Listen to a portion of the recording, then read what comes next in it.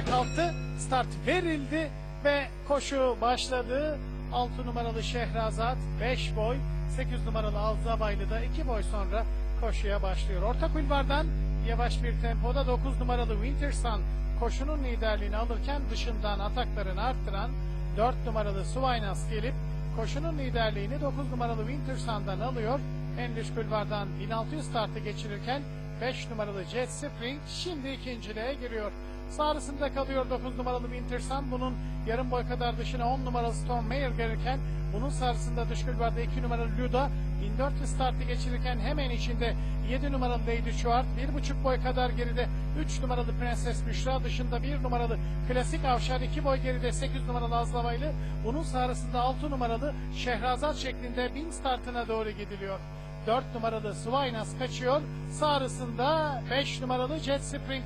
Bunun sağrısına iç kulvardan 7 numaralı, evet 1000 startı geçirirken 7 numaralı Lady Chuart geliyor. Bunun da 1,5 boy kadar gerisinde kalıyor diğer iki at ve son 800'e doğru geliniyor.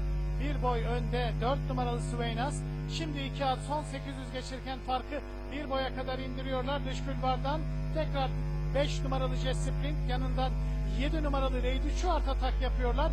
Yerlerden 10 numaralı Storm Mayer'ın da atakları var. Son 600 geçiriyor. Farkı 2 boya kadar çıkartıyor. 4 numaralı Suvaynas ve son virajı önde dönüyor.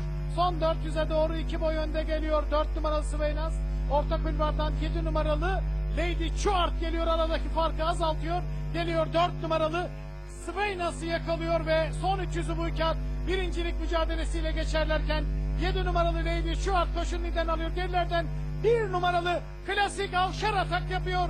Son 100'e doğru geliniyor. 2 boy önde 7 numaralı Lady Chuart. Orta kulvardan 1 numaralı Klasik Avşar farkı azaltmaya çalışıyor ama 3 boy önde 7 numaralı Lady Chuart ve koşuyu 7 numaralı Lady Chuart kazanıyor. 1 numaralı Klasik Avşar ikinci olurken son ataklarıyla 6 numaralı Şehrazat üçüncü, 2 numaralı Luda ise koşuyu 4. olarak tamamlıyor sayın yarışseverler. Adana'da 6. koşuyu 7 numaralı Lady Chuart Gökhan Yıldız'la kazanıyor.